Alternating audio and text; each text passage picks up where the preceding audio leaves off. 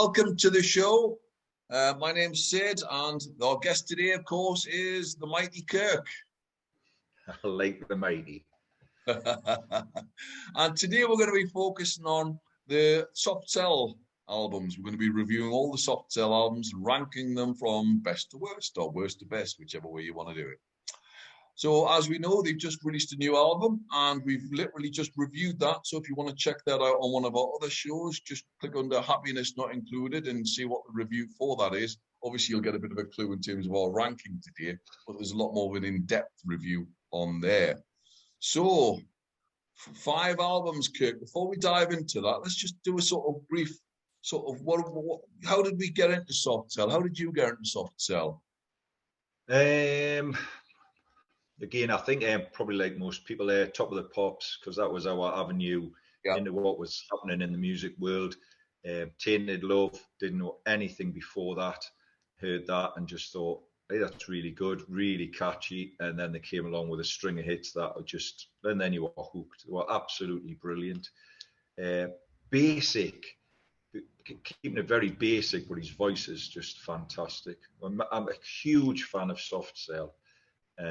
Sadly, I'm going to have to rank these albums again. They're the hardest job in the world, but it's got to be done.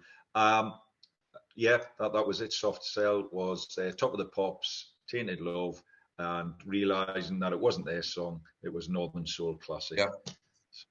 But Gloria Jones, who was later Mark with Mark Bolan, wasn't she? The other Mark, really changed his spelling of Mark with the C as well, didn't he? You know, Mark Armand, just to copy his hero, Mark Bolan.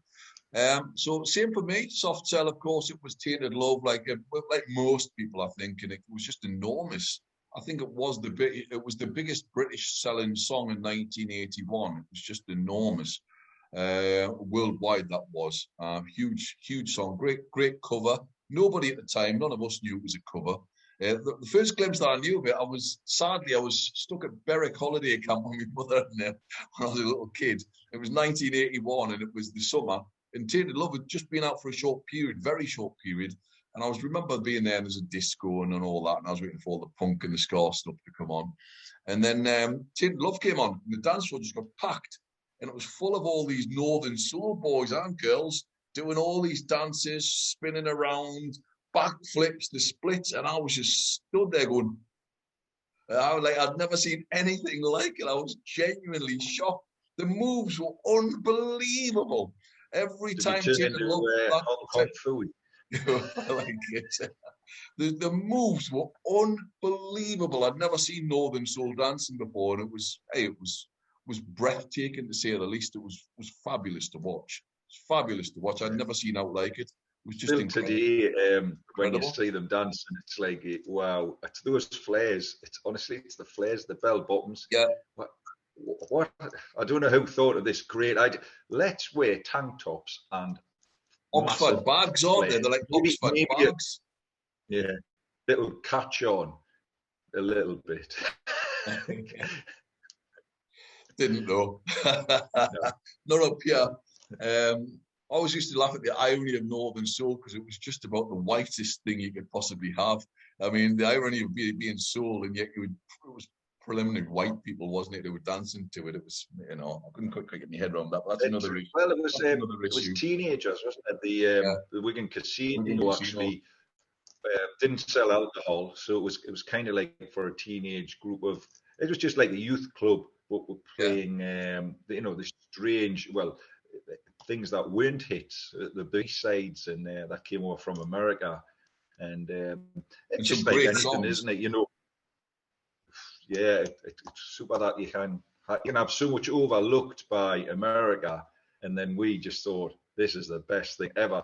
And then you know what it's like when you start collecting, and then someone else starts collecting, and then he has to have better than you. Well, you probably had this group of 100 or 200, 300 people all doing exactly the same, and then that's how the course starts, isn't it? Well, we know, of course, with the shops and that the Northern Soul records they used to go for a fortune.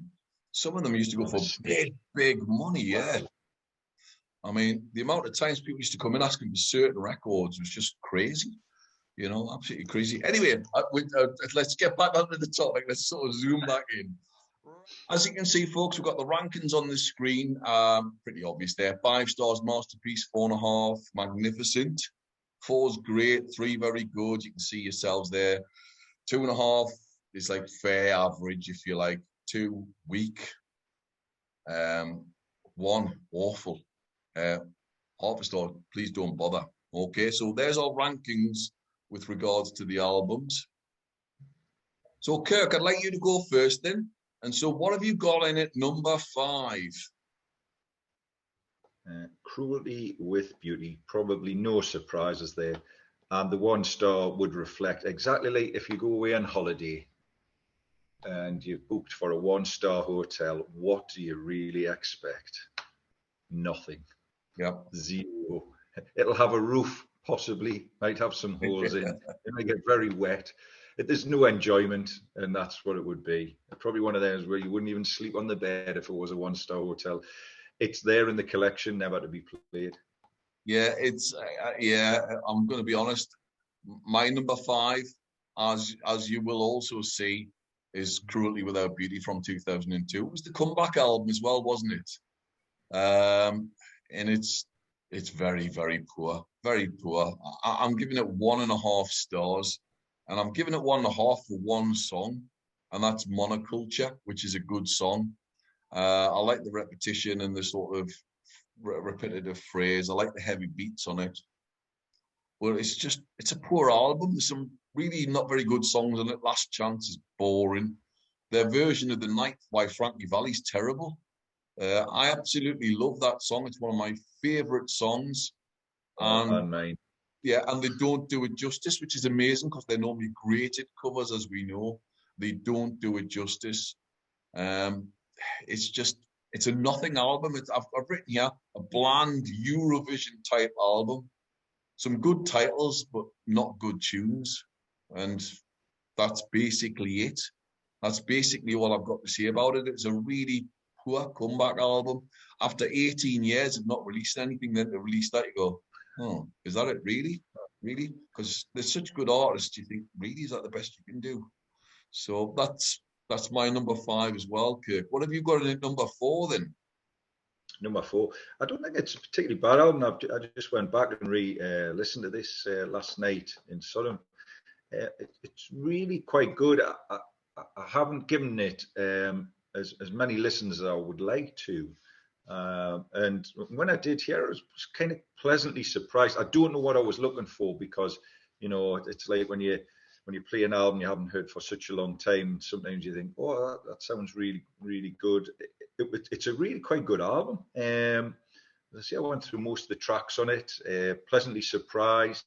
What wasn't the worst thing I've ever heard? Certainly, like Cruelty, which is terrible. I was really happy with it. I've gave it a 3. It's quite a good album, something you will put back on again. And there'll be a few songs in there I think you will enjoy, and it could quite easily put in the set, any time now. Yeah. Okay, my number 4 album, and I've actually given it 3.5 stars, is The Last Night in Sodom. Like yourself, we're sort of matching up here. I've got, I think it's a good album, very good album, actually. Big, it's dramatic, as you'd expect. There's some interesting songs, and I'm going to make a point here, and it keeps coming up to me, is, for example, the song Mr. Self-Destruct. It reminds me of Buzzcocks, but on keyboards. You've got that sort of Shelley sort of type lyrics, fast, it's a great song. If that had guitars, that would be Buzzcocks all day long. Terrific song, really similar lyrics. I really liked Meet Murder, My Angel is basically a template for the Pet Shop Boys, which we know comes on the Happiness Not Included album later on in life. Best Way to Kill, good manic pop type song. I thought L'Escalita is absolutely fantastic. I've given it 5 stars as a song. It's like a Jacques Brel type sort of thing. It's the type of song you'd expect Scott Walker to sing. Big, dramatic, magnificent. They do another Northern Soul song as well, Kirk, don't they? Down in the Subway. Oh, yes. Which I really liked. It's got that Northern Soul sort of groove to it. you know, it's not Tainted Love, but it's a really great song. Really good cover version as well. Very impressed with the way they did that. Other things I've made notes of here: Surrender to a Stranger is good. Soul Inside is very good. And Where Was Your Heart? Dramatic. I love the line, you put on your hard face, you do it so well. You know, I just thought that was so camp, but brilliant, you know, really, really good. And it gets, as I say, 3.5 stars for me. 3.5 stars for me. So When really, really impressed. I looked on the when I saw the title, Mr. Self-Destruct, 9 Inch Nails do a song called Mr. Self-Destruct. 9 Inch Nails are big fans of Soft Cell doing memorabilia, and they also do, but I think they've only done it live, Sex Dwarf as well. Right. And that's kind of like the crossover, you know, like the industrial and Yes. just all the electro. But yeah, it's not the same song, but the same title. It has to have something to do with Clearly Soft Cell. influenced. Yeah, clearly influenced. Okay, Kirk, so what do you have in at number 3 then? Number 3 is Happiness Not Included. We've already done a very in-depth look at this album, which is on another one of our previous shows. It's very good. The more you listen to it, I mean, I was a little bit critical, but I think you've got to be. There was bits of it I really like, and then there was bits of it that I really didn't like. So, but a very enjoyable album. It's a 3, a very steady 3. It could rise to a 3.5 later on. Yeah. Exactly what we spoke about early on. There's pretty much nothing more I can add to that. Yeah. Good album. There's some excellent songs on there. I think maybe a fraction too long. It does tail off at the end, but there's some really, really corking tunes on that. Yeah, same for me. I've got this in it. We're matching pretty much up here at the minute. I've got this in at number 3 as well. Happiness Not Included, and I've given it 3.5 stars though. It's just grown more and more. And again, I do think it tails off at the end. Though I think Tranquilizer could be removed. And you know, I'd definitely get rid of that. Happy, happy, happy. I've written good song. I'm not going to go too much into it because it's all on the other show. Polaroid we've discussed. Bruises and All My Illusions is fantastic. If you haven't heard it, please listen to it. It's a fantastic dance Happiness Not Included is a great track. Happy, great track. Yeah, great tracks. Purple Zone, fabulous. Really good. Yeah. Yeah. You wouldn't hate Machine. Yeah, Nostalgia Machine, excellent. Nighthawks is a superb sleaze song. And I'm Not a Friend of God. It's terrific. So yeah, again, I wasn't that pushed by it. I thought it was just a bit corny. Yeah, I liked it very much. So 3.5 stars for me. So we're down, whiz through them really. We're down to the big 2, and this is, I think, where we're going to get really mega interesting. What have you got in number 2?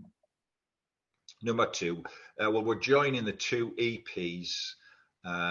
So this is my first introduction to Soft Cell: Non-Stop Erotic Cabaret and Non-Stop Ecstatic Dancing.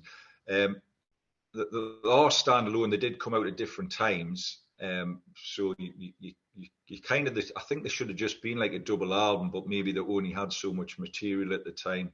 So we'll just kind of run through them both, even though there's a track repeated on the later one. Is it Sex Dwarf? Does that come on twice? Sex Dwarf. Let's have a look. Yes, it is Sex Dwarf. Yeah. So just brilliant. I mean, non-stop erotic, frustration, seedy films. It's kind of like it's like the not very. It's like the really dirty, dark side. You know, we didn't know much about like gay people. You know, we kind of made our own assumptions of what being gay was, and they didn't exactly help themselves. I think they took went to an even darker world. They went, oh, if you think that's being gay, well, listen to this. It's really.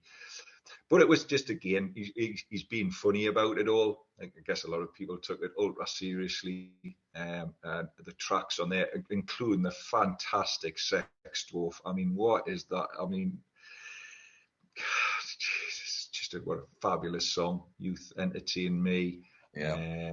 It's just great. We've got the classic memorabilia.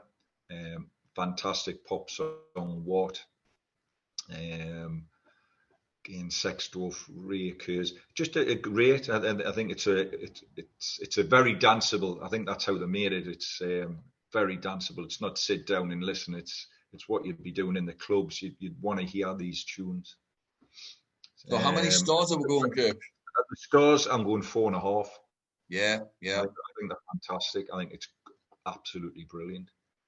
Right, this is a real toss of a coin because I've literally flipped mine right at the last minute, but I flipped it, and I've got The Art of Falling Apart in at number 2. I was going with it as number 1 until yesterday, then I changed my mind, and I've again, it's a fantastic album. It really is a fantastic album. I think the one song that makes it go down to 4.5 is actually the opener. I think Forever the Same is just, well, it's all right. Whereas, Where the Heart is a classic riff. It's almost like a Ken Loach film, the little story it tells. You've got Numbers, which refers to the gay culture of the USA by John Francisco Reschi, which is a minor hit single in this country. Fantastic song. What a song. Heat, great song, catchy chorus. Really like the imagery in it. Kitchen Sink Drama. Again, brings me back to Buzzcocks. It's got that Buzzcocks sort of lyrical feel to it. And again, blended with Ken Loach. So it's really British in terms of the sound, the lyrics. Fabulous song. Really, really well written song. Beautifully sung. Baby Doll, just great. Has that certain feel to it. Back to like Scott Walker, but with a really disturbing chorus, Loving You, Hating Me could easily be a Pet Shop Boys song. It's certainly the sort of template for them. The Art of Falling Apart might well be my favourite top sell song. If not, it's one of the top 2 or 3.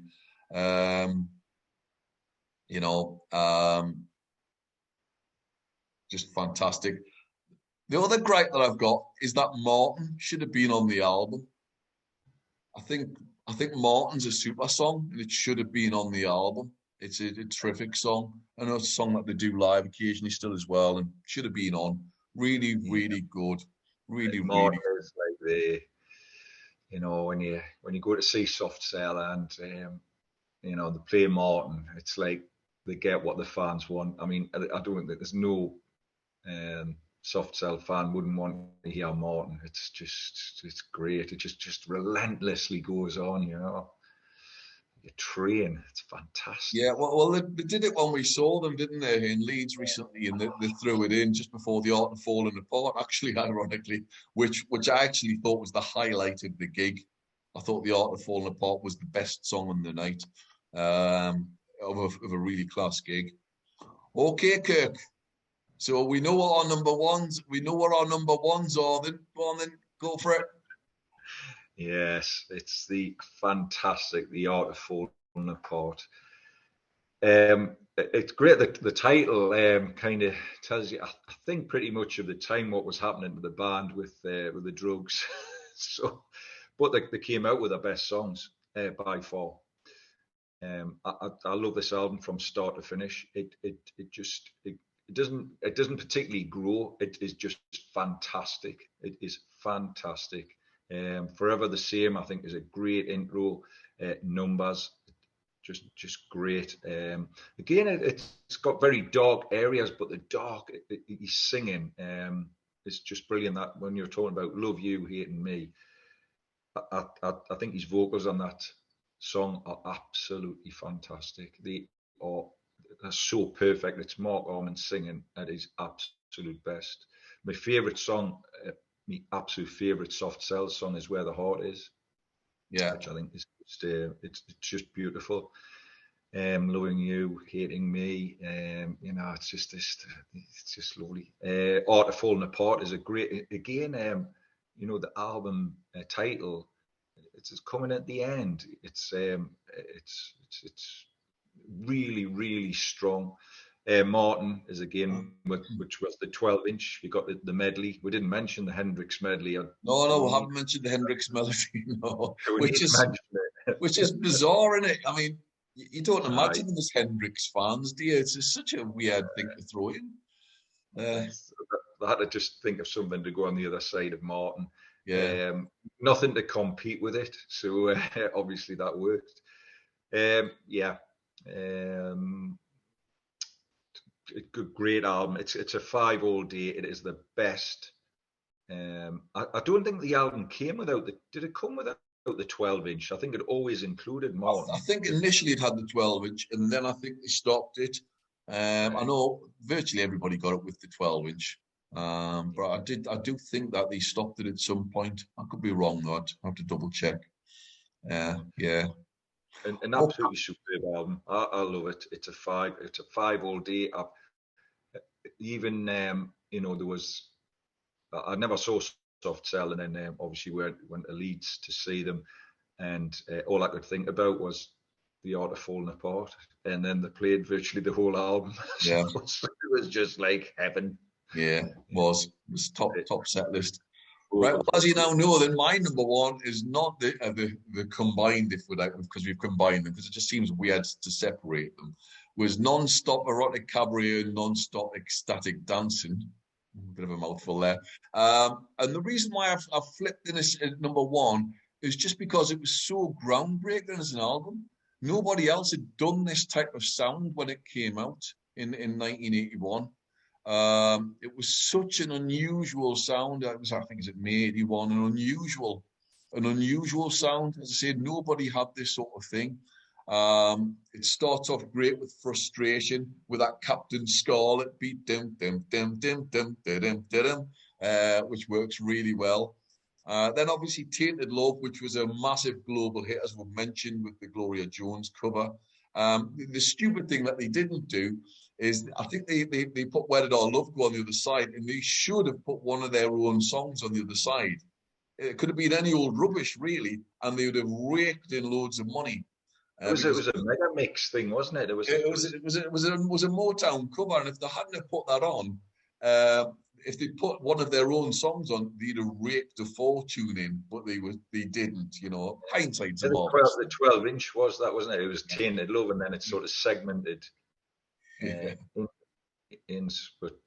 I think it was again, probably they were in, the club scene was massive, so they probably wanted to keep people on the floor that little bit longer, and yeah, very much so.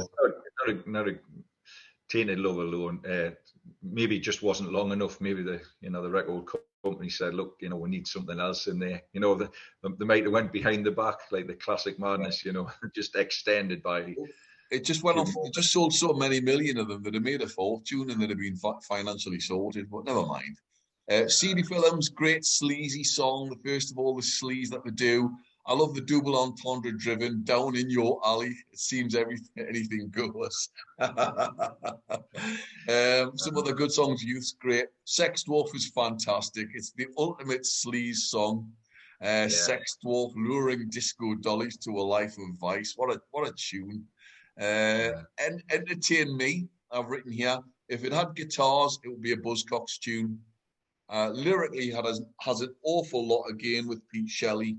I see the similarities are quite massive for me between Mark Arman and Pete Shelley in terms of lyrics, and in terms of the feel, actually, a little bit as well musically. Bedsitter, what a song! Absolute genius song. It's got like a blues riff as well, but on the keyboard. That Now I'm all alone.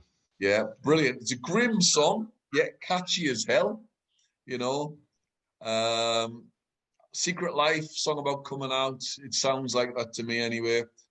Good song. And then Say Hello, Wave Goodbye. Fantastic. I mean, I forgot to mention that. Another, an absolute gem in there. And it's like a Scott Walker song, isn't it? It really is that big sort of ballad. Great song. David Gray actually ended up doing a pretty decent version of it, actually, which I didn't think he would do, but he did. Take your hands off me. That line. You can imagine two people somewhere, you know, he's just take your hands off me. You don't belong to me. Yeah. Take a look at my face for the last time. Oh, what a line, you know. That is just perfect. Just absolutely fabulous. And then Ecstatic Dancing, Memorabilia is a great song. Where Did Our Love Go, which was the sort of B-side or the flip side to Tainted Love, the old sort of Motown song. Sex Dwarf, he says on there. Chips on My Shoulders, great. Yeah, terrific. I've given it 5 stars because combined, the reason why I've given it 5 stars is just, as I say, because of that sheer originality. Nobody was doing that sort of thing. Nobody. It wasn't like Ultravox doing Vienna and that style of electronica. It wasn't that sort of thing, which was great in itself. It was something fresh and something new and original. And originality always gets a higher mark off me because it was just totally different. So 5 stars. So there we go, folks. Please click the subscribe button, like and subscribe. Please, we're trying to boost our numbers, you know. Let us know your thoughts and comments. Leave your comments below, okay? See what you think, and we'd love to see you again. Okay, take care till the next time. Goodbye.